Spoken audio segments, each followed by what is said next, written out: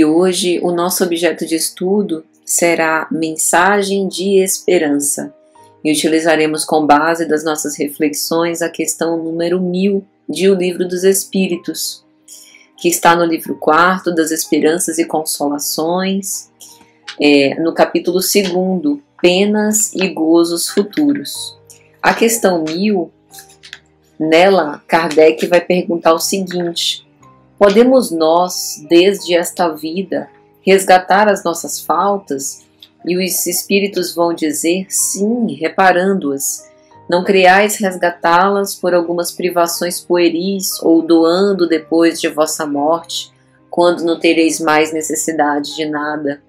O mal não é reparado senão pelo bem, e a reparação não tem nenhum mérito se não atingir o homem no seu orgulho ou nos seus interesses materiais.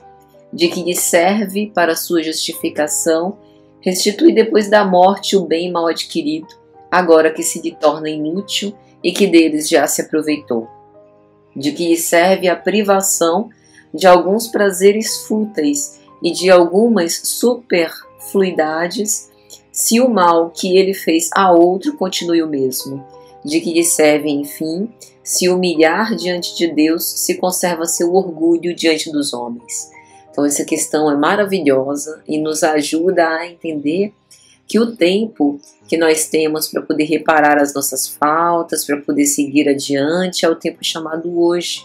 E que esse sacrifício de nós mesmos realmente é absolutamente necessário para que a gente possa resgatar as nossas faltas e seguir evoluindo sempre, progredindo sempre moralmente.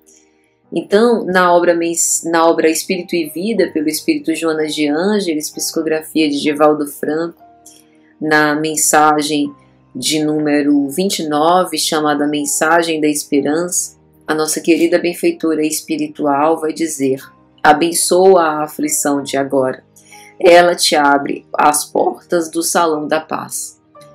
A gente sempre tem essa noção, né? Tanto no Evangelho quanto no próprio Espiritismo, que é a revivescência do Evangelho, com respeito às provas difíceis, ao sacrifício pessoal.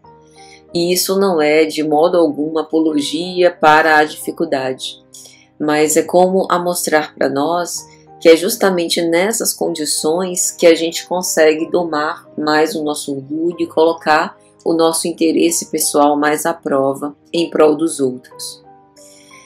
Nesse ponto, a gente deve se rejubilar pelas dificuldades e vicissitudes, entendendo que esses obstáculos são os que nos levam mais à frente.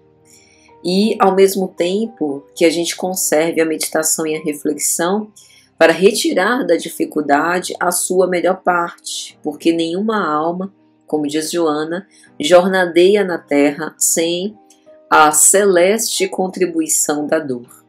Nenhum de nós irá avançar para a luz sem conduzir dificuldades sob os pés.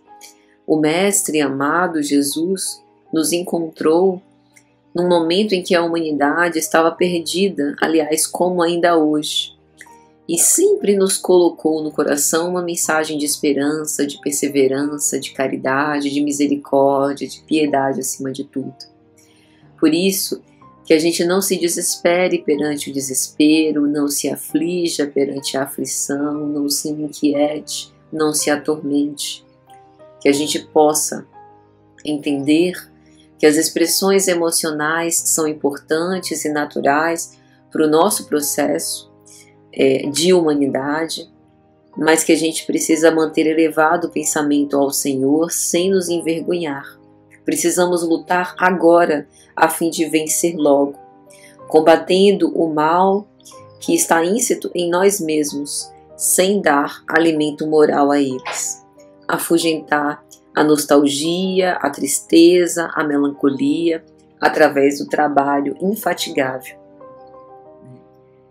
Nessa própria questão, né, com respeito a o que a gente abordou, a questão número 1000 de O Livro dos Espíritos, tem uma parte da resposta que os imortais vão dizer: a perda de um pequeno dedo trabalhando apaga mais faltas que o suplício da carne sofredora durante anos sem outro objetivo que o bem de si mesmo.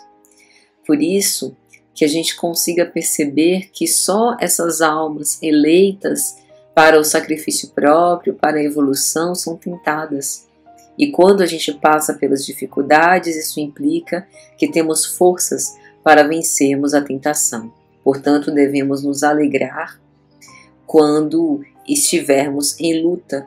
Jesus sempre é conosco e a sua vida radiosa e pura se desdobra em esperança permanente no nosso coração. Portanto, mentalizemos o nosso adorável Mestre e sigamos sempre em frente, intimorados, sem desistir. Que o Senhor nos abençoe a todos, meus amigos, um grande e fraternal abraço e até a próxima, se Jesus assim permitir.